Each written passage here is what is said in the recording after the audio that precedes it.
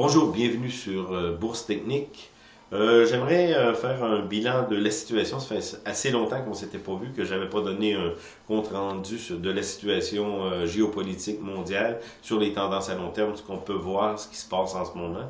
J'aimerais peut-être en entrée de jeu vous parler du nouveau projet. En ce moment, je vous dis que le site de Bourse Technique ne fonctionne pas.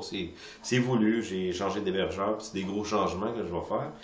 Mais ce que je veux faire les prochains mois, c'est surtout m'attaquer à peut-être vous donner des leçons sur la manière du fonctionnement de l'analyse technique, regarder les secteurs, les rotations de secteurs, comment que ça fonctionne, où trouver des bonnes actions dans tel secteur. On va regarder aussi les outils et gratuits sur Internet qu'on peut trouver qui nous permettent de faire de bonnes analyses. Il y a beaucoup d'outils gratuits qui aujourd'hui, en 2017, sont absolument fantastiques pour nous avec beaucoup d'indicateurs pour nous aider à faire des analyses, que ce soit court terme, moyen terme, long terme. Donc, on va regarder ça en 2017.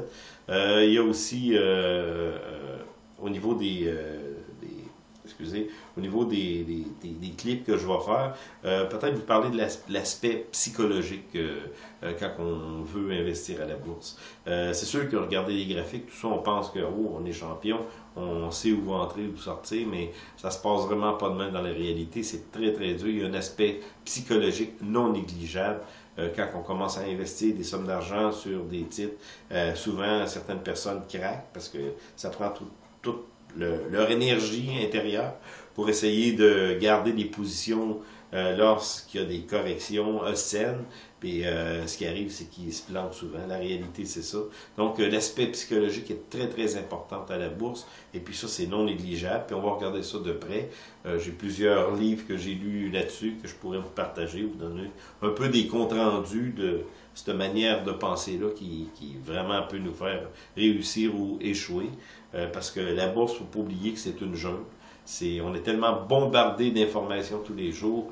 On peut prendre du recul un peu, mais c'est difficile à cause de tout ce qu'on voit. Puis la manière la plus saine, peut-être, c'est de se détacher de l'information qu'on écoute et de nos analyses techniques qu'on fait en vue de connaître les meilleurs secteurs et les meilleures actions à acheter. Donc, c'est un exercice qui est assez complexe à faire, mais on peut réussir. Ça se fait d'une manière plus sereine, de se détacher des informations quotidiennes qui peuvent troubler notre jugement lorsqu'on achète ou on vend. Mais cependant, comme moi dans mon cas, malheureusement, j'aime l'économie, donc je m'intéresse aux nouvelles économiques, pas toutes, là, mais quand même je feuille ça pas mal, ce qui se passe au niveau économique, là, ça me donne une bonne indication, mais j'essaie de dissocier les deux, parce qu'une analyse qu'on fait sur un secteur, sur un titre, ne devrait pas être influencé par ce que je peux entendre, soit des économistes, soit des professionnels, soit de peu importe qui. Donc, j'essaie de me concentrer uniquement sur mes techniques. Il y a aussi la géopolitique, ce qui se passe en ce moment.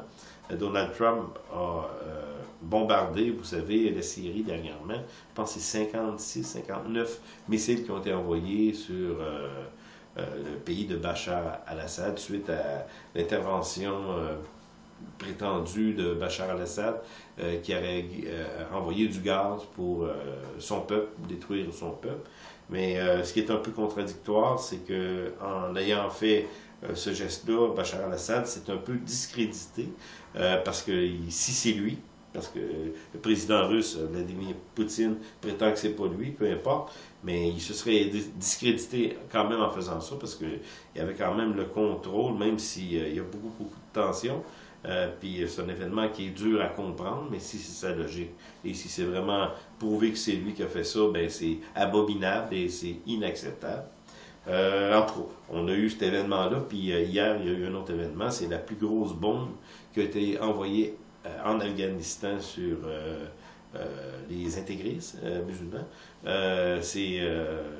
Ça a pété pas mal fort de ce j'ai lu dans les nouvelles. C'est une bombe spéciale qui, je sais pas comment c'est de tonnes de TNT, excusez, c'est effrayant ce que ça fait comme dégâts. C'est un pourcentage d'une bombe atomique, là, de la plus petite bombe atomique. En tout cas, c'est quelque chose de vraiment, vraiment gros qui a été envoyé là. C'est un autre message que Donald Trump donne au niveau de sa politique. Agressive. Lui, il avait dit qu'il ne voulait pas trop intervenir. Là, c'est assez agressif. Ce qu'il fait. Il y a aussi un porte-avions qui a été envoyé en Corée du Nord pour aller peut-être refroidir les ardeurs du petit dirigeant là-bas qui pense qu'il est pesant au niveau mondial, mais c'est que Donald Trump est allé là-bas puis pour intervenir. Donc, ça crée des situations géopolitiques très instables. C'est pour ça que le prix de l'or monte. Le prix de l'or avait connu une dégringolade à partir de juillet ou l'an dernier.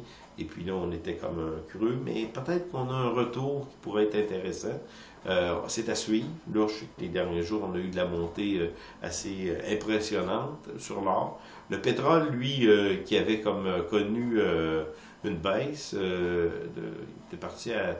Il avait pris le pétrole je parle des États-Unis, 55 $, et il a tombé à 48 $ dernièrement. Et là, il est remonté à 52. Donc, ça aussi, le pétrole est à suivre. Au niveau des indices mondiaux, là aussi, on doit suivre ça, ce qui se passe.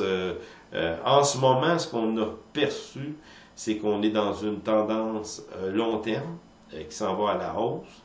C'est le revirement qui est arrivé après l'élection de Trump. Là, beaucoup sont rentrés avec l'espoir de la promesse de Trump de reconstruire les infrastructures aux États-Unis, un peu comme ce qui était arrivé en 1929 avec Roosevelt, lorsqu'on a bâti, on a investi de l'argent.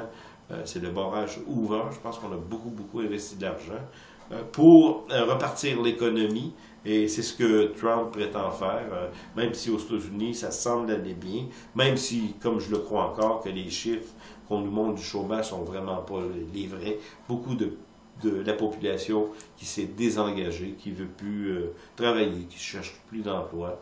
Mais entre autres, on dit que les États-Unis, quand même, au niveau économique, ça va bien. Donc, c'est à suivre, savoir si Donald Trump va réussir à tenir ses promesses. Je connais quelqu'un qui est très bon en politique, c'est ça qui me parlait de lui. Il le croit vraiment. C'est vraiment à espérer qu'il va tenir ses promesses, parce que, justement, au niveau des matières premières, on a vu beaucoup d'entrées à la bourse, des personnes qui se disent bon, ben si Trump investit sur les routes, les ponts, les écoles, tout ça, ben on a besoin de matières premières. C'est la raison pour laquelle on a vu le fer, l'aluminium, le cuivre monter, mais là, on est vraiment comme en correction, là. Au niveau du fer, hier, je regarde un graphique, c'est ça, on s'en va en correction. Donc, l'espoir est arrivé, mais qu'est-ce qui va se passer dans la réalité? Bien, ça va être à suivre. Au niveau du transport aussi, je pense que ça a baissé. Donc, ça va être à suivre, regardez ça tranquillement. Je vais vous donner un petit compte-rendu de la situation. Et comme je vous dis, les prochains clips, on va s'attaquer surtout de vous montrer des bases que j'ai apprises en analyse technique et aussi vous donner des outils qui sont gratuits sur Internet que vous pourrez utiliser, vous, puis avancer.